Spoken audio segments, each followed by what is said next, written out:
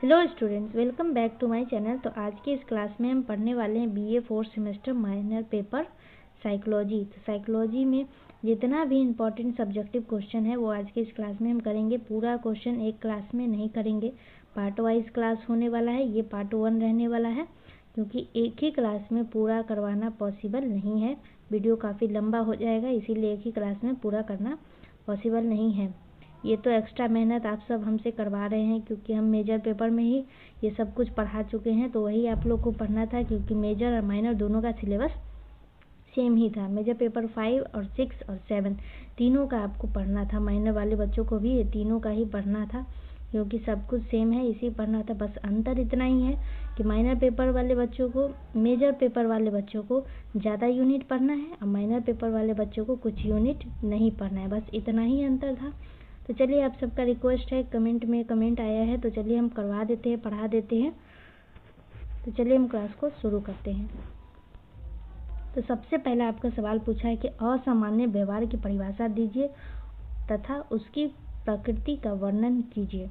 तो असामान्य व्यवहार वह व्यवहार होता है जो व्यक्ति की सोच, भावना और क्रियाओं में समानताएं से हटकर दिखाई देता है और जिससे व्यक्ति स्वयं या समाज में समायोजन नहीं कर पाता। जब किसी व्यक्ति का व्यवहार सामाजिक नियमों के विपरीत हो, लंबे समय तक बना रहे और उसके दैनिक जीवन में बाधा उत्पन्न करे तो उसे असामान्य व्यवहार कहा जाता है। तो जो भी स्टूडेंट मेजर पेपर 5 का क्लास नहीं देखे होंगे, वहाँ पर हम अच्छे से एक एक चीज़ करके वहाँ पे समझाए हैं, तो वहाँ पे भी आपको समझ में आ जाएगा। जाकर के मेजर 5 वाला क्लास अटेंड कर लीजिएगा।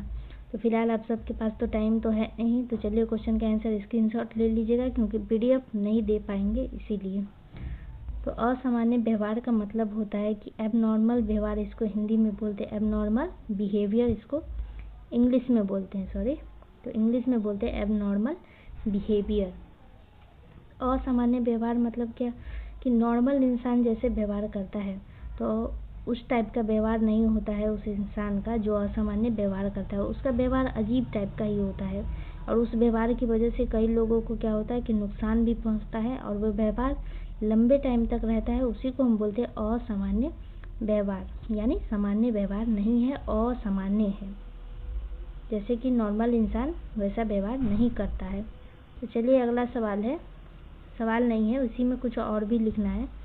क्वेश्चन नंबर 1 का ही आंसर आपको यहाँ तक लिखना है। तो असामान्य व्यवहार की प्रकृति यह दर्शाता है कि ऐसा व्यवहार केवल एक क्षणिक स्थिति नहीं होता, बल्कि यह अस्थायी रूप से व्यक्ति के व्यक्तित्व और कार्य क्षमता को प्रभावित करता है। इसमें व्यक्ति मानसिक तनाव, भय, चिंता और उदासी का अनुभव करता है। कई बार यह व्यवहार परिस्थिति और संस्कृति पर भी निर्भर करता है, इसीलिए हर समाज में असामान्यता की परिभाषा समान नहीं होती है। तो क्वेश्चन नंबर 1 का इतना आंसर लिखना है आप सभी को। तो क्वेश्चन नंबर 2 है, ये एक्स्ट्रा मेहनत आप सब हमसे करवा रहे हैं क्योंकि हम मेजर 5 तो ऑलरेडी पढ़ा चुके हैं, मेजर 6 भी थोड़ा पढ़ा चुके हैं, बस 7 नहीं पढ़ाए थे। तो क्वेश्चन आंसर तो हम करवा ही दिए मेजर पेपर में, वो सब आप प्ले लिस्ट में से देख लेते तो हो जाता। तो चलिए अगला सवाल है कि असामान्य मनोविज्ञान यानी एबनॉर्मल साइकोलॉजी की ऐतिहासिक पृष्ठभूमि का वर्णन कीजिए। तो असामान्य मनोविज्ञान का इतिहास बहुत पुराना है। प्राचीन काल में मानसिक रोगों को दैवी शक्तियों, भूत प्रेत या आत्माओं का प्रभाव माना जाता था। उस समय इलाज के रूप में तंत्र, मंत्र और पूजा पाठ किया जाता था। तो प्राचीन टाइम में ये सब किया जाता था। ग्रीक काल में हिप्पोक्रेटिस ने पहली बार मानसिक रोगों को शारीरिक कारणों से जोड़ा। तो जब हम ग्रीक काल की बात करेंगे तो हिप्पोक्रेटिस ने पहली बार क्या किया था कि मानसिक रोगों को शारीरिक कारणों से जोड़ा था और उन्हें मस्तिष्क के असंतुलन का परिमाण बताया। उन्होंने कहा कि जो भी इसमें व्यवहार दिख रहा है वो मस्तिष्क में गड़बड़ी की वजह से यह असामान्य व्यवहार कर रहा है, ये कहना था आपका हिप्पोक्रेटिस का। मध्यकाल में फिर से अंधविश्वास बढ़ गया और मानसिक रोगियों के साथ अमानवीय व्यवहार किया गया। मध्यकाल की बात करें तो मध्यकाल में क्या हुआ कि अंधविश्वास बढ़ चुका था और मानसिक रोगियों के साथ क्या किया गया, अमानवीय व्यवहार किया गया, यानी सामान्य व्यवहार नहीं था, वो असामान्य व्यवहार किया गया था। तो क्वेश्चन नंबर 2 का आंसर, कुछ और भी इसमें और लिखना है। अब हम बात करेंगे आधुनिक काल की। तो आधुनिक काल में वैज्ञानिक दृष्टिकोण विकसित हुआ और सिगमंड फ्रॉयड ने मनोविश्लेषण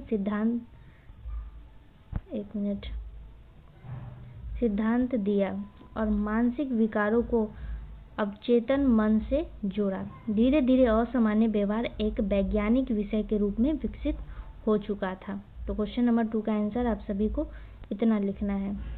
चलिए अगला सवाल है कि असामान्यता के मापदंड स्पष्ट कीजिए, यानी क्राइटेरिया पूछा है आपका, क्राइटेरिया लिखना है इसमें आपको। तो असामान्यता को पहचानने के लिए कुछ मापदंड अपनाए जाते हैं, जैसे कि जब कोई व्यक्ति का व्यवहार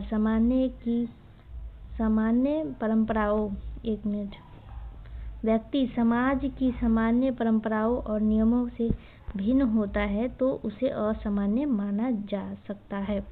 यदि व्यक्ति स्वयं मानसिक पीड़ा, तनाव या चिंता का अनुभव करता है और अपने कार्यों को ठीक से नहीं कर पाता तो यह भी असामान्यता का संकेत होता है। आई होप कि आप सबको समझ में आ रहा हो। तो इसके अलावा जब व्यक्ति का व्यवहार उसके दैनिक जीवन, पढ़ाई या फिर काम या सामाजिक संबंधों में बाधा उत्पन्न करता है, तब यहाँ पर है और तब होगा, तो है तब उसे कार्यशील माना जाता है। यदि किसी व्यवहार से व्यक्ति या दूसरे को नुकसान पहुंचने की संभावना हो तो वह भी असामान्य व्यवहार की श्रेणी में आता है। जब किसी को दूसरे एक मिनट थोड़ा सा रुक जाइए। हाँ, तो बीच में थोड़ा गड़बड़ी हो गया था, तो चलिए हम पढ़ते हैं। तो यदि किसी व्यवहार से व्यक्ति या दूसरे को नुकसान पहुंचने का संभावना होता है तो उसको हम क्या कहेंगे, उसको हम कहेंगे असामान्य व्यवहार। असामान्य के व्यवहार में के श्रेणी में भी ये रखा जाता है। अगला सवाल है आपका कि असामान्यता के जैविक मॉडल का वर्णन कीजिए। तो जैविक मॉडल के अनुसार मानसिक विकारों का मुख्य कारण शरीर और मस्तिष्क से संबंध होता है। तो इस दृष्टिकोण में माना जाता है कि मस्तिष्क में रासायनिक असंतुलन, आनुवंशिक दोष, हार्मोनल परिवर्तन या मस्तिष्क की चोट मानसिक विकारों को जन्म देती है। तो बायोलॉजिकल में यही सब होता है। इसको तो हम बहुत अच्छे से एग्जाम्पल के साथ पूरा मेजर पेपर 5 में पढ़ाए हैं। आप सबको ज़रूर वो क्लास करके जाना है, बायोलॉजिकल वाला क्लास। तो इस मॉडल के अनुसार यदि किसी व्यक्ति के परिवार में मानसिक रोग का इतिहास हो तो उसमें भी मानसिक विकार होने की संभावना अधिक होती है। यानी इसका कहने का मतलब है कि यदि आपके परिवार में आपके फादर हो, मदर हो या फिर दादा दादी, किसी को भी अगर मानसिक रोग है तो आपको भी मानसिक रोग होने की चांसेस ज़्यादा रहता है। तो जैविक मॉडल में उपचार के रूप में दवाइयाँ, कन्वल्सिव थेरेपी और अन्य चिकित्सीय विधियों का प्रयोग किया जाता है। तो जैविक मॉडल में क्या किया जाता है, इन सब विधियों का प्रयोग किया जाता है। इन सब विधियों के द्वारा लोगों को ठीक किया जा सकता है। तो चलिए अगला सवाल है कि मनोविश्लेषणात्मक मॉडल यानी साइकोडायनेमिक मॉडल की व्याख्या कीजिए। तो मनोविश्लेषणात्मक मॉडल सिगमंड फ्रॉयड द्वारा दिया गया था। इसके अनुसार मानसिक विकार व्यक्ति के अवचेतन मन में दबे हुए विचारों, इच्छाओं और संघर्षों के कारण उत्पन्न होते हैं। तो फ्रॉयड का मानना था कि बचपन के अनुभव व्यक्ति के व्यक्तित्व को गहराई से प्रभावित करता है। तो इस मॉडल में आईडी, ईगो और सुपर ईगो के बीच संघर्ष को मानसिक विकारों का मुख्य कारण माना जाता है। जब व्यक्ति अपने इच्छाओं को दबा देता है तो वे अवचेतन में जाकर के तनाव और विकार उत्पन्न करती है, यानी डिप्रेस हो जाता है। तो इस मॉडल में उपचार के रूप में मनोविश्लेषण चिकित्सा का प्रयोग किया जाता है। तो इस मॉडल में क्या होता है कि उपचार के लिए मनोविश्लेषण चिकित्सा यानी साइकोलॉजिकल डॉक्टर का प्रयोग किया जाता है। तो क्वेश्चन नंबर 5 का आंसर आप सभी को इतना ही लिखना है। तो क्वेश्चन नंबर 6 है फोबिया। फोबिया क्या है, इसके लक्षण और प्रकार बताइए। तो फोबिया एक प्रकार का चिंता विकार है जिसमें व्यक्ति किसी वस्तु, स्थान या परिस्थिति से अधिक या तर्कहीन भय अनुभव करता है। यानी किसी भी चीज़ से, जैसे कोई वस्तु हो या फिर स्थान हो या फिर कोई परिस्थिति हो, जिस चीज़ से इंसान क्या होता है, बहुत ही ज़्यादा डरने लग जाता है, भय हो जाता है उसके अंदर। तो यह भय वास्तविक खतरे की तुलना में बहुत अधिक होता है। तो फोबिया के लक्षण में तेज दिल की धड़कन, पसीना आना, घबराहट, कांपना और उस वस्तु या परिस्थिति से बचने की कोशिश शामिल है। उस वस्तु से बचने के लिए ये सब होता है। तो फोबिया के प्रमुख प्रकारों में विशिष्ट फोबिया, सामाजिक फोबिया और एगोराफोबिया आते हैं। तो ये प्रकार है, एक मिनट, तो ये है आपका फोबिया का प्रकार, जो कि आपको याद रखना है। इतने प्रकार का होता है और इसके कारणों में बचपन का डरावना अनुभव, सीखने की प्रक्रिया, आनुवंशिका प्रवृत्ति और अधिक चिंता प्रमुख है। तो ये क्वेश्चन नंबर 6 था, जिसका आंसर आपको इतना ही लिखना था। अगर आपको 10 नंबर का क्वेश्चन पूछे तो उसका आंसर आप सभी को 5 से 6 पेज में लिखना है। अगर आपको पूछे 5 नंबर का तो आपको क्या करना है कि उसका आंसर 3 से 4 पेज में देना है। तो क्वेश्चन नंबर 7 है कि अवसादात्मक विकार यानी डिप्रेसिव डिसऑर्डर का नैदानिक चित्र और कारण स्पष्ट कीजिए। तो अवसादात्मक विकार एक गंभीर मानसिक समस्या है जिसमें व्यक्ति लंबे समय तक उदासी, निराशा और असहायता महसूस करता है। ऐसे व्यक्ति को किसी भी कार्य में रुचि नहीं रहती है, वह स्वयं को बेकार समझने लग जाता है। तो इसमें क्या होता है, व्यक्ति अपने आप को बेकार समझने लग जाता है, अपने आप को कोसने लगता है। तो अवसाद के नैदानिक चित्र में लगातार दुखी रहना, थकान, नींद और भूख में बदलाव, ध्यान की कमी और कभी-कभी आत्महत्या के विचार भी आ जाते हैं।